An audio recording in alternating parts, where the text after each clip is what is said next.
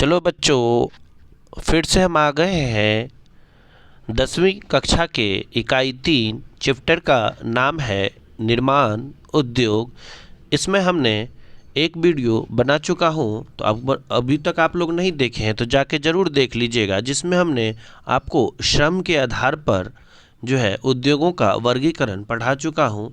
उसके बाद कच्चे माल के आधार पर, स्वामित्व के आधार पर एवं कच्चे माल के स्रोत के आधार पर हम उस और साथ ही सूती वस्त्र उद्योग, ये सब चीज़ें जो इम्पोर्टेंट चीज़ें हैं, जो सूती वस्त्र का स्थापना कब हुआ और उसके बाद जो है फिर से जो है वास्तविक जो है कहाँ पे हुआ, फिर उसके बाद जो है इसका उत्पादन कितना प्रतिशत हो रहा है, किस राज्य में सबसे ज़्यादा हो रहा है, और उसके साथ ही कॉटन पॉलिश किसे कहा जाता है, ये सब चीज़ों को हम जान चुके हैं। तो आज हम बात करेंगे जूट या पटसन के बारे में। तो चलिए हम लोग बात करेंगे। कहता है सूती वस्त्र के बाद जूट उद्योग भारत का दूसरा महत्वपूर्ण जो है उद्योग है। कच्चे माल जूट और जूट से बने सामान के उत्पादन में भारत का संसार में पहला स्थान है।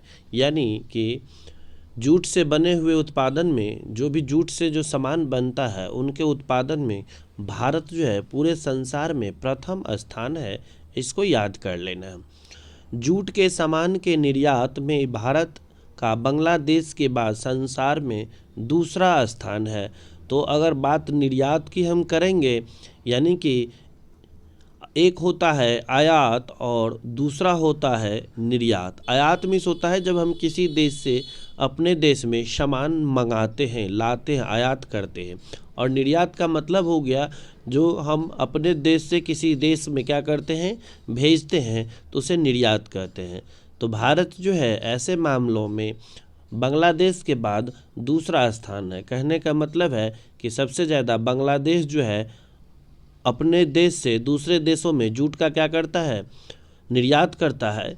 तो पहला स्थान उनका है, तो उसी तरह भारत का दूसरा स्थान है अपने देश से दूसरे देश में भेजने की। भारत में कुल जूट के जो है 77 कारखाने हैं। 2006-2007 में इसमें 69 मिलें पश्चिम बंगाल में है। पश्चिम बंगाल में 80% से अधिक जूट के सामानों का क्या होता है, उत्पादन होता है। वही आंध्र प्रदेश में 10% जूट का सामान तैयार होता है और शेष जूट का सामान आपको बिहार, उत्तर प्रदेश, उड़ीसा, असम और त्रिपुरा में तैयार किया जाता है। तो कहने का मतलब है, एक बार और रिवीजन करेंगे कि जूट उद्योग भारत का दूसरा सबसे महत्वपूर्ण उद्योग है। कच्चे जूट और जूट से जो सामान बनने के उत्पादन में भारत जो है इसमें पहला स्थान लिया हुआ है। और जब निर्यात का बात होगा तो यह दूसरा स्थान आएगा और पहला स्थान बांग्लादेश का आता है। उसके बाद सबसे ज़्यादा जूट का सामान कहाँ निर्यात होता है, तो इसको याद रखेंगे, पश्चिम बंगाल, और दूसरे स्थान पे आता है आपको आंध्र प्रदेश। ठीक है, अब हम लोग आगे देखेंगे कि पश्चिम बंगाल में अधिकांश मिल कहाँ पे, हुगली नदी के किनारे पर 98 किलोमीटर लंबी तथा 3 किलोमीटर एक संकरी मेखला में अवस्थित है। तो कहने का मतलब है जो हुगली नदी है उसमें जो है 98 किलोमीटर लंबा जूट का जो मिल होगा, तो यानी कि ऐसे यहाँ ऐसे कर करके 98 किलोमीटर, साथ ही जो है इधर लंबा अगर मान लीजिए चौड़ाई की सकरी कहेंगे तो 3 किलोमीटर तक जो है फैली हुई है। यहाँ मिलों के संकेंद्रित होने के कारण के निम्न कारण है, यानी कि वहाँ पे जो एक जगह होने का मेन कारण क्या है कि जूट उत्पादन क्षेत्रों की वहाँ पे निकटता है। कहने का मतलब है कि फैक्ट्री वहीं लगेगी जहाँ पे उनकी उत्पादन क्या होगी, ज़्यादा होगी। तो जूट का उत्पादन उन क्षेत्र में क्या है, ज़्यादा है। और साथ ही सस्ता परिवहन है, ले जाने के लिए भी सुविधा होना चाहिए। मान लीजिए अगर यहाँ हम फैक्ट्री लगाते हैं, अगर हम यहाँ से कोई सामान ले जाएंगे तो दूसरा बात है कि हमको यहाँ ले जाने में क्या होगा, सबसे बड़ी दिक्कत क्या होगी हमको कि वहाँ पे परिवहन जो खर्चा है, ले जाने में खर्चा होगा। तो हमको अगर पास में जो उत्पादन होगा तो क्या होगा, यहाँ से हम माल कटाई करेंगे, बुआई करेंगे और यहाँ ले जाके तुरंत हम फैक्ट्री में बना सकते हैं। तो इससे हमको क्या होगा कि परिवहन सस्ता मिलेगा।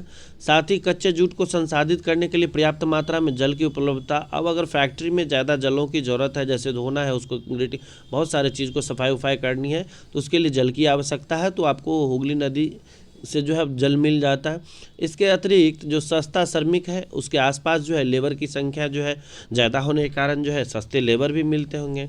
बैंक और बीमा कंपनियों की सुविधा भी, और निर्यात के लिए बंदरगाह जूट उद्योग को यहाँ केंद्रित होने की एक महत्वपूर्ण भूमिका निभाई। अब देखिए कि वहाँ पे जल परिवहन, मान लीजिए यहाँ पे फैक्ट्री है और यहाँ से हम जूट उत्पादन करके ले जा रहे हैं, ठीक है, हमने यहाँ पे तो पास में लिया है, लेकिन जब यहाँ पे जो सामान तैयार होगा, जो माल तैयार होगी, तो उसको विभिन्न क्षेत्र में पहुँचाने के लिए भी तो परिवहन की ज़रूरत पड़ेगी। तो क्या होगा कि यहाँ से सभी क्षेत्रों में जल के माध्यम से आसानी से बहुत ही सस्ते जो है पैसा, मतलब कम खर्च में जो है सभी क्षेत्रों में क्या किया जाता है, पहुंचा दिया जाता है। तो यहाँ पे जल सुविधा भी, जल परिवहन भी उनको सुविधा हो जाती है। तो इसलिए कहा गया कि जो पश्चिम बंगाल का क्षेत्र है वो हुगली नदी का जो किनारे पर 98 किलोमीटर लंबा और 3 किलोमीटर मेखला एक संकलित है। तो उसमें क्या क्या कारण हो सकता है कि कच्चा जूट मिल सकता है, सस्ता जल परिवहन हो सकता है, वहाँ पे पर्याप्त मात्रा में जल की उपलब्धता हो गया, साथ ही सबसे मेन चीज़ होता है जल परिवहन, यानी परिवहन हो गया जिससे हम लोग माल ढोते हैं। तो हम बात करेंगे कि आज यह उद्योग लगभग 2.61 लाख लोगों को प्रत्यक्ष रूप से जो है रोजगार मुहैया कराती है। यानी कि आप सोच सकते हैं कि उन जो जूट उत्पादन है वो अभी 2.5 लाख के आसपास लोगों को क्या कर रहा है, प्रत्यक्ष रूप से रोजगार, यानी कि उसमें काम करने वाले लोगों को जो है 2.5 लाख लोग हैं जो प्रत्यक्ष रूप से काम करते हैं। बाद बाकी जो दुकानदार जो उसको कच्चा माल को बेचते हैं वो सब अप्रत्यक्ष रूप से हो जाते हैं। तो 2006-7 में कच्चे जूट का उत्पादन जो है 90 लाख गांठें, यानी प्रति गांठ 180 किलोग्राम था। अब सोच सकते हैं कि इतना उत्पादन हुआ था।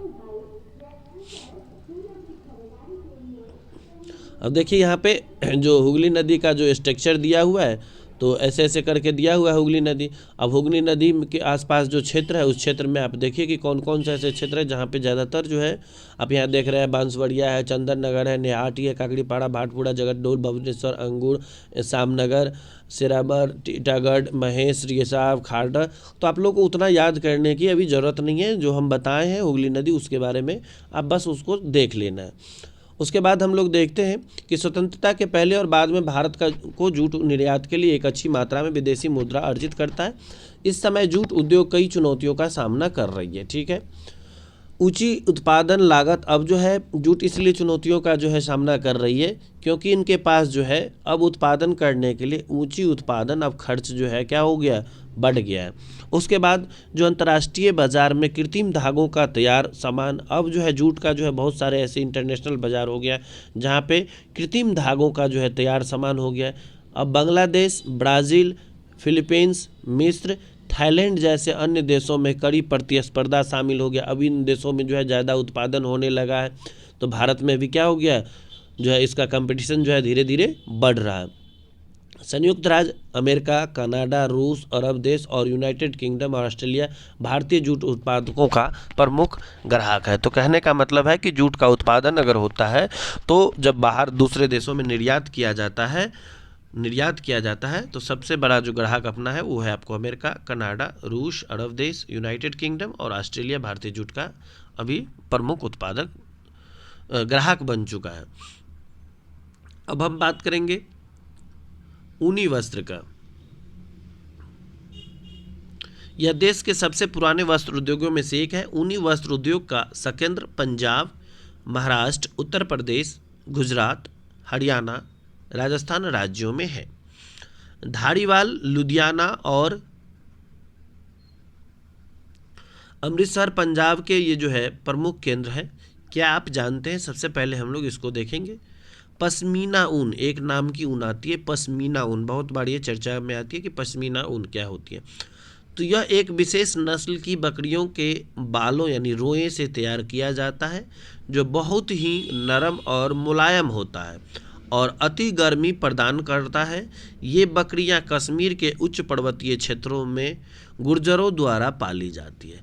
कहने का मतलब पश्मीना ऊन कौन क्या होती है, तो यह एक विशेष प्रकार की जो है बकरियों के बालों के रोए से तैयार किया जाता है और यह मुलायम के साथ साथ बहुत अधिक गर्मी भी होता है। इसके बाद हम लोग यहाँ देखेंगे, कहता है कि वस्त्र एवं पोशाक उत्पादक इकाइयाँ मुख्यतः अब जो है पंजाब, हरियाणा तथा तमिलनाडु में भी स्थित है। आज भारत विश्व में ऊन का 7वां सबसे बड़ा देश यानी बन चुका है। किसके मामले में? उत्पादक के मामले में। कहता है कि भारत विश्व में ऊन का 7वां सबसे बड़ा उत्पादक बन गया एवं विश्व के कुल उत्पादन का 1.8% का योगदान रखता है। वर्ष 2005-06 में 5500 मिलियन किलोग्राम का उत्पादन भारत में हुआ था। अब हम लोग देखते हैं, थोड़ा सा ज्ञान बढ़ाते। कहते हैं कि अंगूरा का ऊन खरगोश के रोए से प्राप्त किया जाता है। तो इसका अभी हम बताए थे कि एक ऊन है आपको पश्मीना ऊन, जो आपको विशेष नस्ल की बकरियों से प्राप्त किया जाता है, और जो अंगूरा ऊन होता है वो आपको खरगोश के रोए से प्राप्त किया जाता है। तो इसको याद रखना है। अब हम लोग बात करेंगे रेशमी वस्त्र। भारत प्रारंभ से ही रेशम से बनी वस्तुओं के उत्पादन के लिए विश्व प्रसिद्ध रहा है। देश में 4 प्रकार के रेशम मलबरी, तसर, ईरी और मूंगा पैदा की जाती है। भारत में रेशम की लगभग 90 मिलें हैं। इसके अतिरिक्त कई छोटी व मध्यम इकाई भी रेशमी कपड़ा उत्पादन में लगी है। भारत लगभग 8.5 लाख किलोग्राम रेशम का धागा तैयार करता है। 90% से अधिक रेशम का उत्पादन कर्नाटक, तमिलनाडु, पश्चिम बंगाल, जम्मू और कश्मीर राज्यों में होता है। कर्नाटक में बेंगलोर, कोलार, मैसूर और बेलगांव रेशम के प्रमुख उत्पादक केंद्र हैं। पश्चिम बंगाल में मुर्शिदाबाद और बांकुड़ा तथा जम्मू और कश्मीर में अनंतनाग, बारामुल्ला तथा श्रीनगर रेशमी वस्त्र तैयार करने के एक प्रमुख केंद्र भी है। तो है भारतीय रेल की मार्ग यूरोप और एशिया के देशों में बहुत अधिक है। भारतीय रेशम की मांग यूरोप और एशिया के देशों में बहुत अधिक है। संयुक्त राज्य अमेरिका, यूनाइटेड किंगडम, रूस, सऊदी अरब, कुवैत और सिंगापुर रेशमी कपड़ों के प्रमुख आयातक देश हैं। भारत रेशम उद्योग की चीन, थाईलैंड और इटली के साथ कड़ी प्रतिस्पर्धा देखने को मिलता है। अब हम बात करेंगे कृत्रिम वस्त्र। सबसे पहले हम लोग देखेंगे कृत्रिम वस्त्र में क्या आप जानते हैं कृत्रिम धागे पेट्रोलियम रसायन के उत्पादन तैयार किया जाता है। यानी कि जो कृत्रिम धागे होते हैं वह पेट्रो रसायन के उत्पादन द्वारा तैयार किया जाता है, जैसे कि नायलॉन, पॉलिस्टर रियान, एक्रिलिक और पॉलीमर। इसको याद रखेंगे। ये सब जो कृत्रिम धागा है, जो नायलॉन सब है, पॉलिस्टर रियान है, एक्रिलिक और पॉलीमर है, यह एक प्रकार का कृत्रिम धागा है, ठीक है, जो मनुष्यों के द्वारा तैयार किया जाता है। और ये किन से तैयार होता है? तो यह पेट्रो रसायन से तैयार होता है। चलिए अब हम बात करेंगे कृत्रिम वस्त्र उद्योग में कृत्रिम धागे का प्रयोग किया जाता है। आजकल बहुत सारे आर्टिफिशियल कपड़े का जो उद्योग बन चुका है उसमें कृत्रिम धागे का प्रयोग किया जाता है। इन वस्त्रों का हमारे वस्त्र उद्योग में बहुत ही महत्वपूर्ण स्थान है। ये मजबूत एवं टिकाऊ भी होते हैं एकदम। यह पुनः रंगने और बुनने में भी आसानी होती है, जिससे वस्त्र उद्योग में एक क्रांति पैदा कर दी है। मानव निर्मित रेशों को रासायनिक प्रक्रिया के माध्यम से लुगदी, कोयला, पेट्रोलियम से प्राप्त किया जाता है। यानी कि एक तो रूस हम लोग जो रेशम देखे हैं, जो रुआ देखे हैं, जो ऊन देखे हैं, वो कहीं न कहीं बकरी से, खरगोश से या किसी न किसी माध्यम से जो भी भेड़ है उससे प्राप्त करते हैं।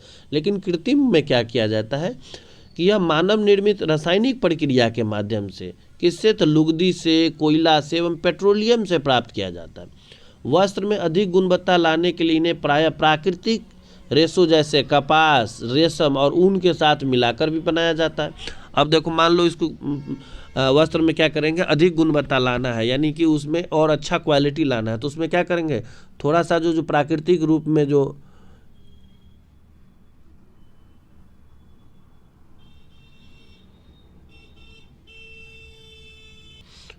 कभी कभी थोड़ा टेक्निकल प्रॉब्लम भी हो जाता है। तो अगर मान लीजिए उसको अधिक गुणवत्ता लाना है तो उसमें क्या करेंगे, प्राकृतिक रूप से जो रेशम है, जो कपास है, जो रेशम है या ऊन है, उसके साथ क्या करेंगे, मिलके बना दिया जाता है।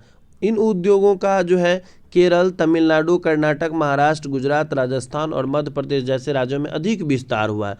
तो विस्तार होने का कारण क्या है कि यहाँ पे पूंजी लगाने वाले लोग ज़्यादा है, श्रमिक जो है आपको बिहार से बहुत सारे जगहों से उनको मिल जाता है, तो यहाँ पे उद्योग जो है ज़्यादा विस्तार हुआ है। जैसे कि आप देखते हैं मुंबई, अहमदाबाद, सूरत, दिल्ली, अमृतसर, ग्वालियर, कोलकाता कृत्रिम वस्त्र उद्योग के महत्वपूर्ण केंद्र है। तो आप लोग सुनते होंगे कपड़ा दुकान पे जब जाते होंगे कि ये सारा का सारा माल जो है सूरत का है, तो कोई कहेगा दिल्ली का है, कोई कहेगा अमृतसर का है, कोई कहेगा ग्वालियर का है, तो कोई कहेगा कलकत्ता का ये प्रोडक्ट है।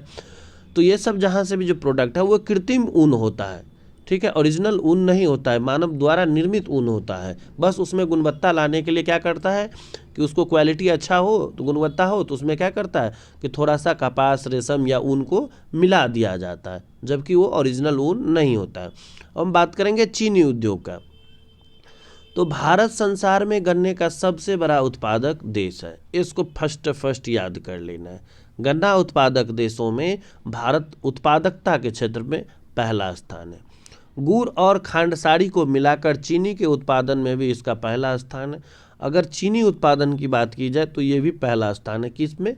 गुड़ और खांडसारी को मिला के, ठीक है। दो चीज़ यहाँ पे याद कर लेना है।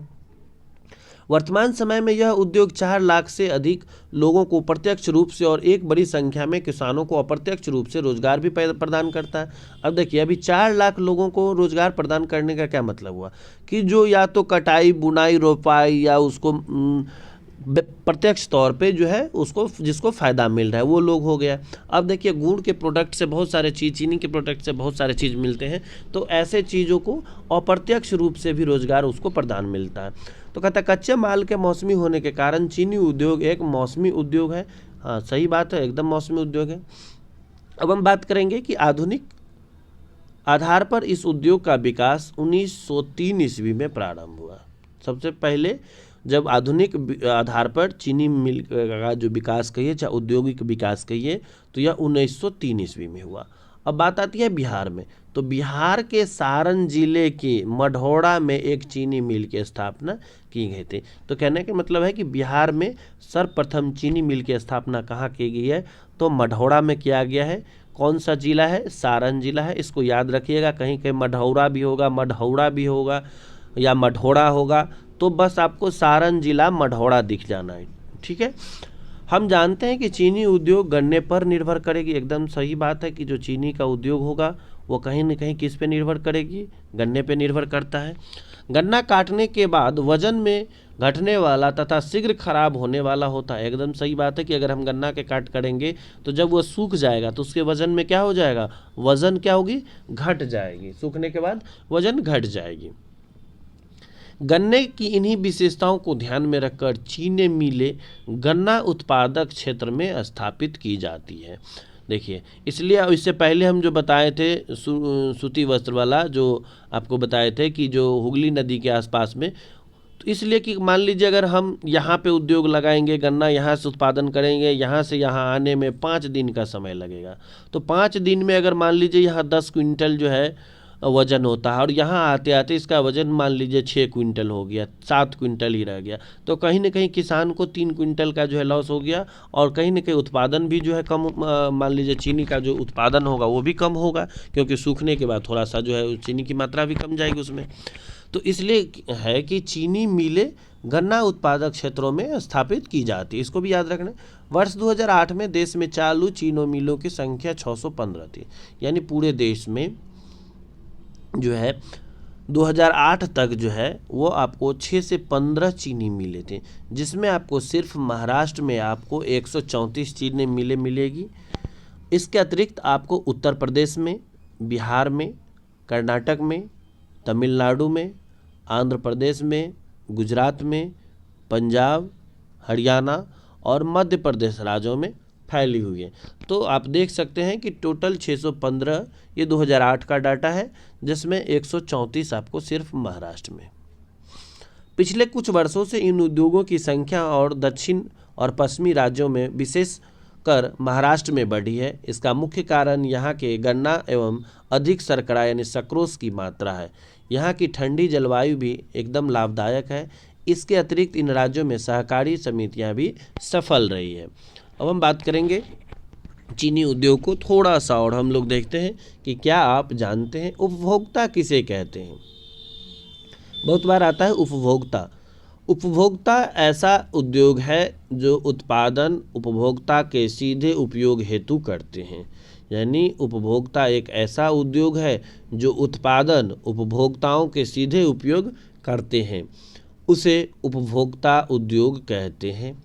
इसमें विशेष रूप से गृह उपयोगी वस्तुओं का उत्पादन होता है, जैसे कागज उद्योग, दंतमंजन, पंखा, सीमेंट उद्योग इसके उत्तम उदाहरण है। अब हम लोग फिर से देखते हैं कि चीनी उद्योग को नई चुनौतियों का सामना करना पड़ रहा है, जैसे इस उद्योग का अकाल्पनिक होना, पुरानी एवं परंपरागत तकनीक का प्रयोग करना, परिवहन करना, अक्षमता से गन्ने का समय पर कारखानों में न पहुंचना तथा खोई का यानी बैगेसेस का अधिकतम इस्तेमाल न होना। उसके साथ ही हड़ताल, समय पर किसानों को गन्ना का मूल्य न मिलना और विद्युत की कमी जैसी अनेक गंभीर समस्याएं भी देखने को मिलती है। इसके बाद हम लोग बात करेंगे खनिज आधारित उद्योग। ऐसे उद्योग जो अपने कच्चे माल के लिए खनिजों पर निर्भर करते हैं, ऐसे उद्योग जो अपने कच्चे माल के लिए खनिजों पर निर्भर करते हैं, उन्हें खनिज आधारित उद्योग कहते हैं। जैसे लौह इस्पात, सीमेंट, रसायन उद्योग खनिज आधारित उद्योग के अच्छे उदाहरण हैं। किसके कौन कौन से? सीमेंट, रसायन उद्योग, लौह एवं इस्पात, ये खनिज आधारित उद्योग है।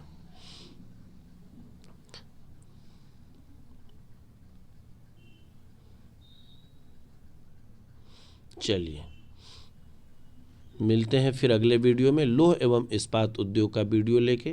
तब तक के लिए आपका दिन शुभ हो। Good night.